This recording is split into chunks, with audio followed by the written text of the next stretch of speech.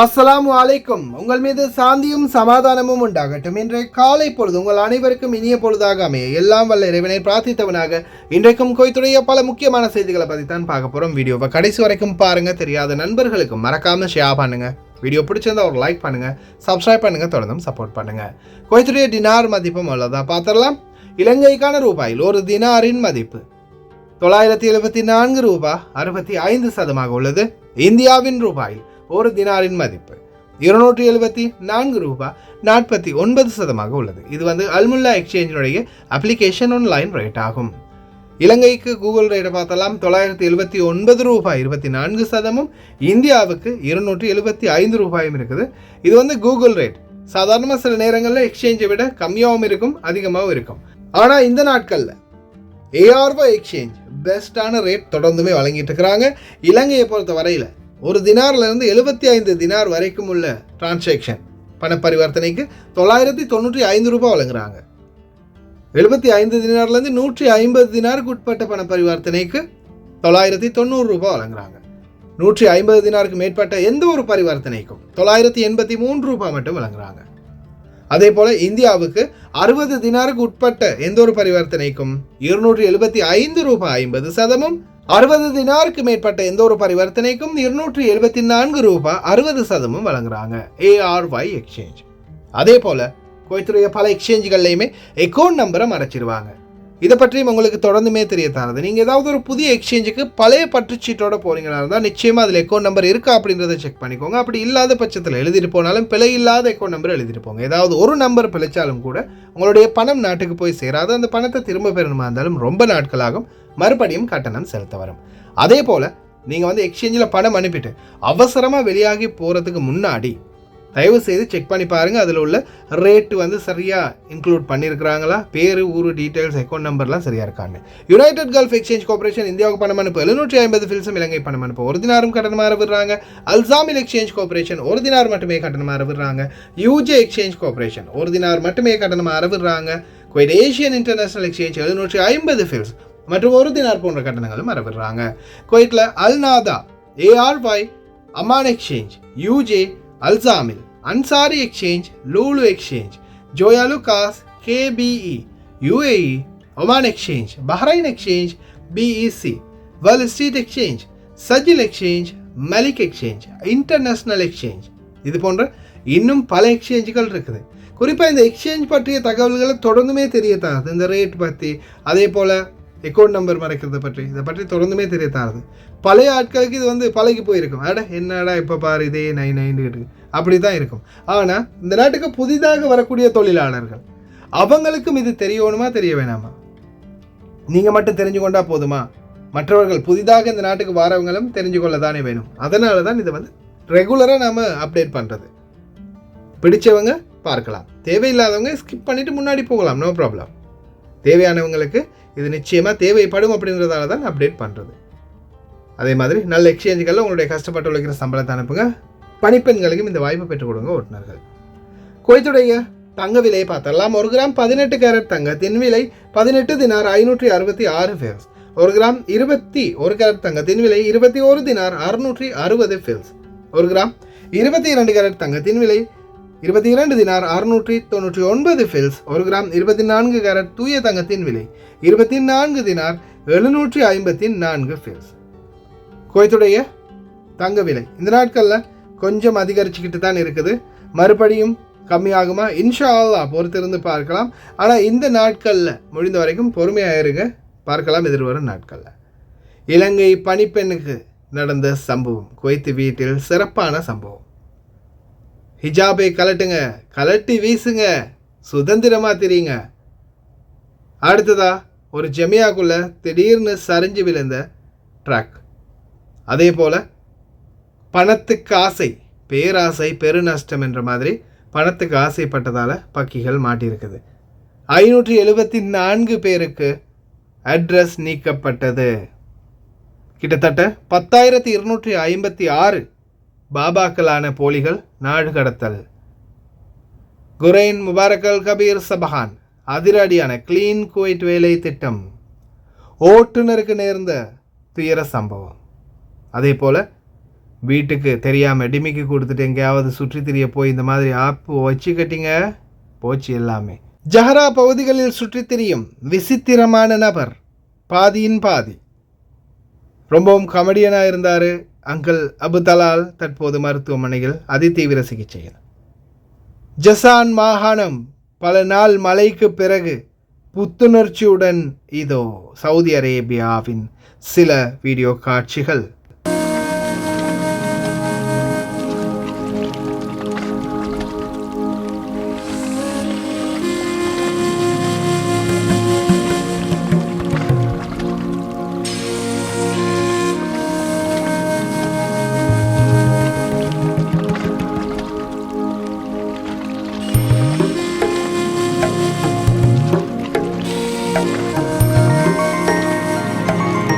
பாலைவனமெல்லாம் சோலைவனமாகிறது.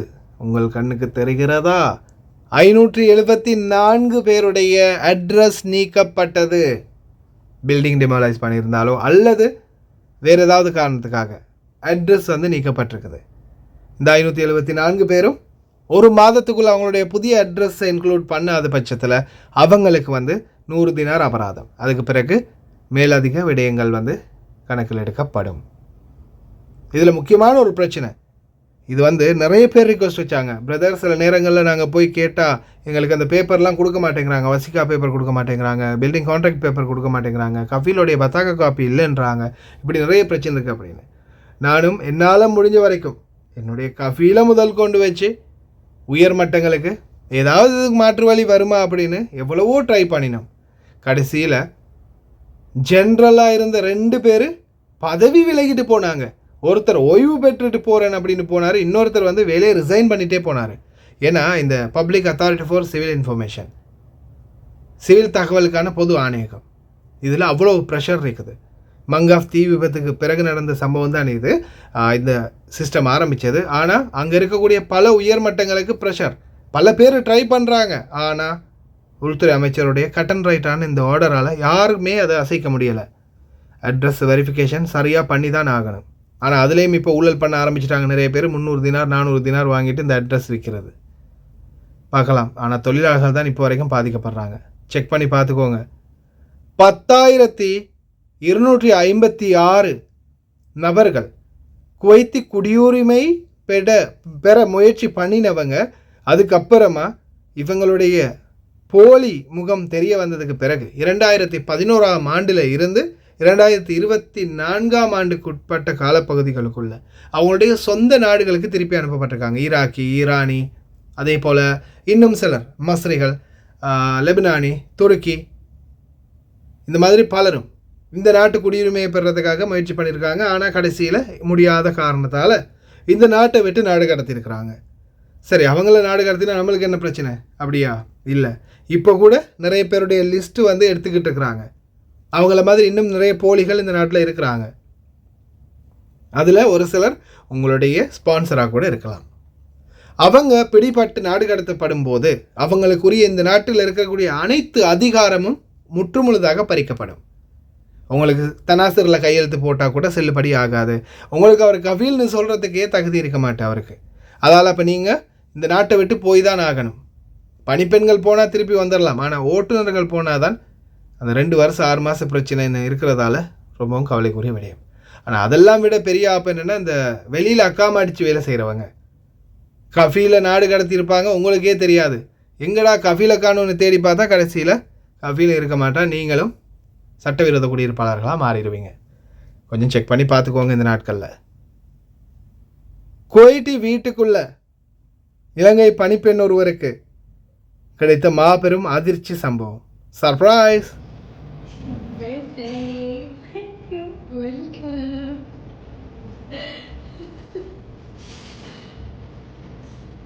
Happy birthday, Shanti. So much. إن شاء الله. لا تبكي، ليش تبكي؟ يلا كبر عمرك هني. يلا عيد، يلا إن شاء الله تكوني سنة حلوة. زين، يلا طفي الشمع. أول شيء make a wish.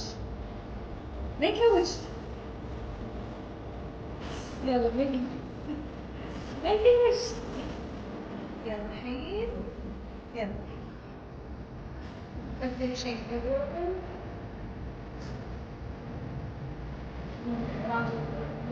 تبي تضرب هذا؟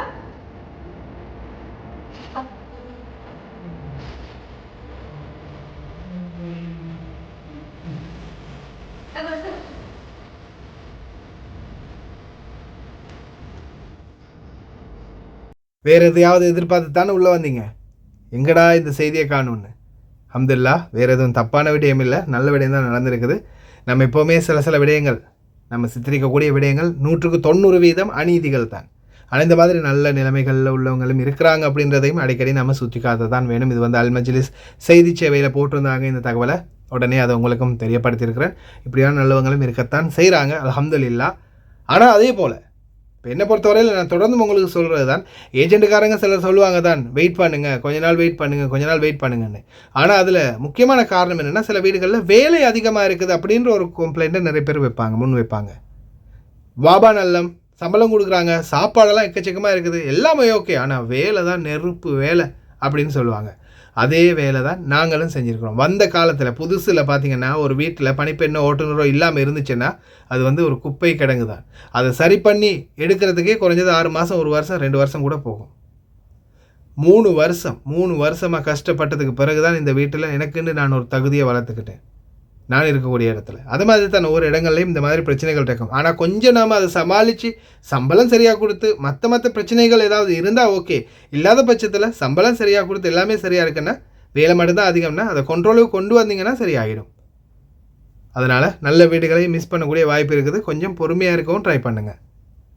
அந்த மாமாவுக்கும் ரொம்ப நன்றி. இவரை பற்றி தான் உங்களுக்கு தெரிஞ்சிருக்கும்னு நினைக்கிறேன். என்னைய மாதிரி தான், நான் ஒரு சோஷியல் மீடியாவில் உங்களுக்கு செய்தி தர மாதிரி அவரை என்டர்டைன்மெண்ட் பண்ணுவார். அபு தலால் அங்கிள் அதி தீவிர சிகிச்சையில் அனுமதிக்கப்பட்டிருக்கிறாரு. அவருடைய வீடியோ பார்த்து மகிழ்ந்து எத்தனை பேர் இருப்பீங்க, துவா செய்யுங்க. دعواتنا له بالشفاء ابو طلال المشهور الله يشافيه ويعافيه، دش العناية المركزة بعد تدهور حالته الصحية. اطلب منكم الدعاء له، الله يشافيه ويعافيه ان شاء الله ويقوم الى اهله وناسه ومحبينه. وطلال اسعدنا دائما في سناباته قبل، وكان يمتلك روح حلوة وخفة دم حلوة. الله يشافيه ويعافيه إن شاء الله. أطلب منكم الدعاء له إن شاء الله أخونا وطلال. என்னப்பா சவுதி முடிஞ்சு, ஒமான் முடிஞ்சு, பல நாடுகள் முடிஞ்சு, இப்போ குவைத்து தான் பாக்கி இருக்குது. அதுக்கும் அனர்த்தம் ஏற்பட போதா என்ன? ருகையா அல்முதாவா, ஹிஜாபை கலட்ட விரும்பும் எந்த பெண்ணுக்கும் எனது ஆதரவை நான் தெரிவிக்கின்றேன். அவர்கள் சுதந்திரமாக இருப்பதை ஹிஜாப் தடுக்கின்றது. அஸ்தக்ஃபிருல்லாஹ். அல்லாஹும்ம அன்தஸ்ஸலாம் வ மின்கஸ்ஸலாம் தபாரக்த யா தல் ஜலாலி வல் இக்ராம். அல்லாஹ்விடம் பிழை பெருக்கத்தை எடுக்கின்றேன். இந்த செய்தியை நான் உங்களுக்கு சொன்னதுக்காக. அதே போல் கலாச்சாரம் ரொம்ப மாறிக்கிட்டு வருது. என்ன மாதிரியான சூழல் எதிர்காலத்தில் சந்திக்க போகுது இந்த அரபு நாடுகள் அப்படின்றது அல்லாஹு ஆலம், பார்க்கலாம். உள்துறை அமைச்சகத்திலே வரலாற்றிலேயே இடம்பெறாத ஒரு சம்பவம், தட் இஸ் இம்பாசிபிள் அப்படின்னு சொல்கிற அளவுக்கு நடந்திருக்குது. என்னென்னு கேட்குறீங்களா? உள்துறை அமைச்சகத்துடைய கைது சம்பந்தமான எத்தனையோ வீடியோ ஃபோட்டோஸ் நான் இது வரைக்கும் எத்தனையோ வீடியோக்களில் போட்டிருக்கேன் தானே. எதுலையாவது ஒன்றும் இல்லை, சம்மந்தப்பட்ட குற்றவாளிகளுடைய ஃபோட்டோக்கள் போட்டிருந்தாலும் முகத்தை பார்த்துருக்கீங்களா? No way. ஆனால் போட்டிருக்காங்க, முழுசாக போட்டிருக்காங்க, ஃபோட்டோவோடு போட்டிருக்காங்க. பணத்தாசை பிடித்த 2 எகிப்தியர்கள் கைது பண்ணப்பட்டிருக்காங்க. இவங்க வந்து போலியான மருத்துவ சான்றிதழ்களை தயாரித்து பணத்துக்கு ஈடாக விற்று வந்திருக்கிறாங்க.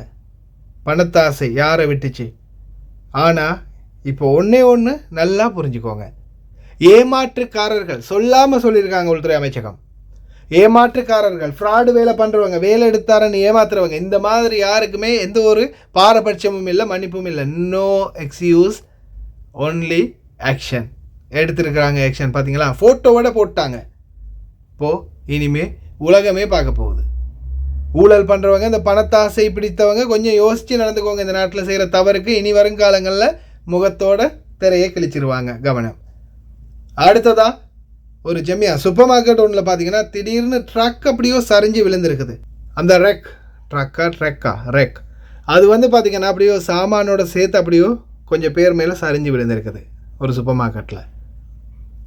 இதில் என்ன காரணம்னு பார்த்தீங்கன்னா, குறிப்பாக சில அந்த லைனில் வந்து பார்த்திங்கன்னா அந்த அடுக்கிற பொருட்கள் ரொம்ப பாரமான வெயிட்டான பொருட்களை ஒரு சைடு கட்டிக்கிட்டு மற்ற பக்கம் ரொம்ப மெல்லிய பாரமே இல்லாத பொருட்களை வச்சுருப்பாங்க.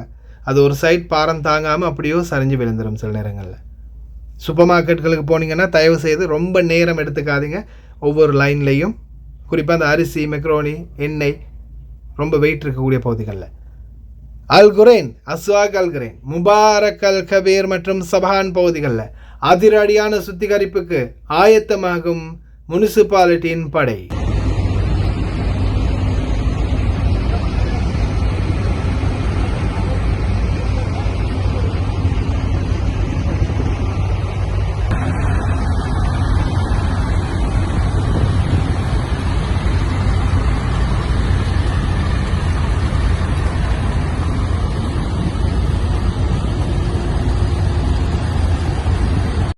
வெளியில் தேவையில்லாத பொருட்கள் இருந்தால் மட்டுமே இங்கே தேவையான பொருட்கள் வைக்காதீங்க, வந்து தூக்கிட்டு போயிடுவாங்க. ரொம்ப கவனம். இதோ ஜஹரா கவர்னரேட் பகுதிகளில் ஒரு புதுவிதமான ஜந்து சுற்றி திரிகிறது. இதை பற்றி விசாரணை பண்ணுங்கள் உள்துறை அமைச்சகமே அப்படின்னு ஒருத்தர் வீடியோ போட்டிருக்கிறாரு. யாருப்பா இது, புது ஃபேஷனா அப்படின்ற மாதிரி இருக்குது. ஷூ அடித்து ஜீன்ஸ் போட்டு டிஷர்ட் போட்டு தலையில் கத்ரா போட்டு போகிறாரு. யாருப்பா அது, புது டிசைனாக இருக்குது அப்படின்ற மாதிரி ஒரு நபர் வந்து வீடியோ ஒன்று பதிவிட்டிருக்கிறார் உள்துறை அமைச்சகத்துக்கு. ஆனால் இந்த மாதிரியும் சில கேஸுகள் இருக்குது. அதுவும் குறிப்பாக இந்த ஜஹரா, லையூன், வாஹா இந்த மாதிரி பகுதிகளெல்லாம் போலி பாபாக்கள் நிறைய பேர் வந்து செக் பண்ணுவாங்க. போலீஸ் பாபாக்கள் போன வாட்டி கூட ஒருத்தர் கத்தியால் குத்திருந்தாங்க. அந்த மாதிரி பெரிய சம்பவங்கள்லாம் நடந்துருந்துச்சு. ரொம்ப கவனம் ஓட்டுநர்கள், பணிப்பெண்கள் வெளியில் போகிறது. அதே போல் வாகன ஓட்டுநர்களே வீட்டுக்கு தெரியாமல் டிமிக்கு கொடுத்துட்டு இந்தா வாரேன் நின்றுக்க வாரேன்ட்டு அவசரமாக ஓடி போய் எங்கேயாவது வீட்டுக்கு சொல்லாமல் கொள்ளாமல் எங்கேயாவது தூரம் போயிடாதீங்க. அதே மாதிரி பார்க்கிங்களில் வண்டி நிறுத்தும் போது ரொம்ப நெரிசலாக ரொம்ப இடைவெளி இருக்கக்கூடிய இடங்களில் வண்டிகளை நிறுத்தாதீங்க. ஏன்னா இப்போ நம்மளுடைய ஓட்டுநர் ஒருவருக்கு நடந்த சம்பவம். ஓட்டுநர்களே இந்த கதை உங்களுக்கு ரொம்ப முக்கியமானது, கேளுங்க. வணக்கம் நானா. நேற்று நைட்டு வந்துட்டேனானா சுவைக்கில் சூக்ராமிஸ்க்கு போனோம். போக்கில் வண்டியை பார்க்கிங்கில் போட்டு, வண்டியில் பார்க்கிங் வீல் சேர் பார்க்கிங்கில் தான் போட்டேன். பக்கத்தில் வண்டி பார்க் பண்ணிருந்துச்சு. அதில் மேடம் ஒன்று உட்காந்து ஃபோன் பேசிகிட்டு இருந்தாங்க.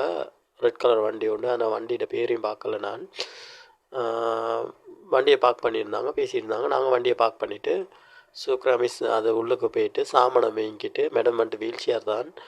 அப்போது வேலைக்காரி நான் மேடம் 3 பேர் தான் போயிருந்தோம். போயிட்டு சாமானம் வாங்கிக்கிட்டு வெளியில் வந்து வண்டிக்கு ஏற போகல வண்டியை வீல் சேரை எடுத்துகிட்டு வாரன் மேடத்திட்ட. இந்த பக்கத்தில் இருந்த வண்டி இல்லை, அந்த மேடம் இருந்த வண்டி இல்லை. அவங்க இணைஞ்சாங்க வண்டியை ரிவர்ஸ் எடுக்கிறேன்னு என் வண்டியில் பின்னுக்கால அப்படியே அடிச்சுட்டு போயிருக்காங்க. அடிச்சுட்டு போயிட்டாங்க. வண்டி இருக்கல, ஆனால் அந்த பார்க்கிங் ஃப்ரீயாக இருந்துச்சு. பார்த்தா அந்த சைடு அப்படியே எங்களோட வண்டியில் டேமேஜ்.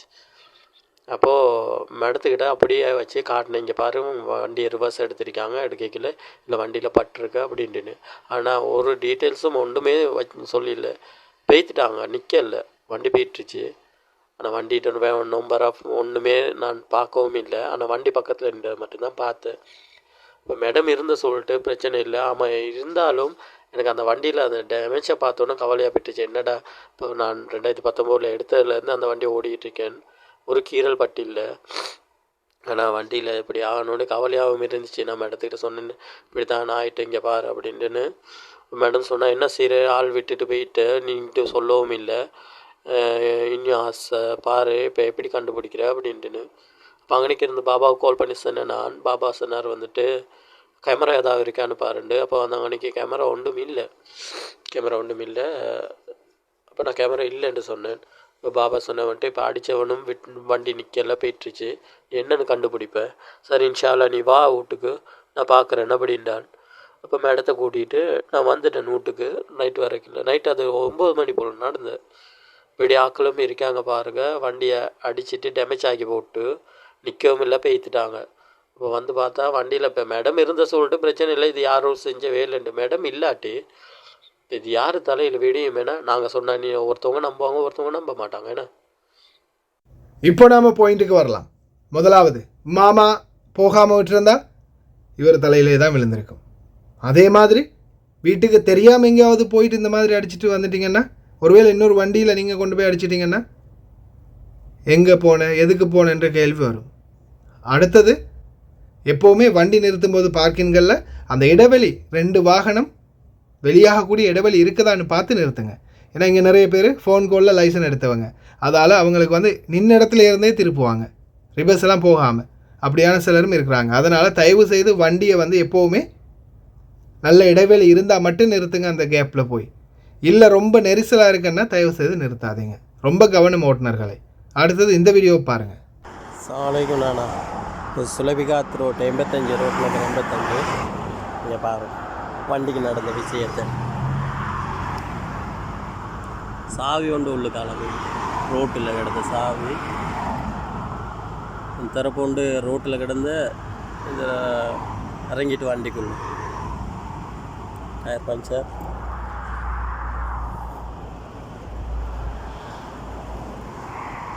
ரோட் 85 தோஹா தாண்டி வரக்கில்லை சுலபிகாத் ரோட்.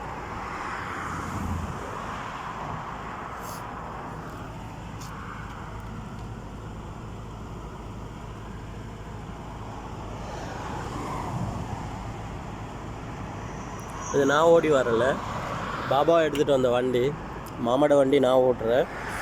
அப்போது பாபா கால் பண்ணி சொன்னேன் இப்படி தான் வண்டி ஆயிடுச்சு வா வந்து பாரு அப்படின்ட்டு. ஸோ நான் எடுத்துகிட்டு வந்த வண்டியை பாபா எடுத்துகிட்டு போயிட்டேன் வேலைக்கு. இப்போ நான் இருக்கேன் இந்த வண்டியை செஞ்சுக்கிட்டு தான் போகணும் டயரை மாற்றிக்கிட்டு. பாரு எப்படி இறங்கியிருக்கேன்னு சார்.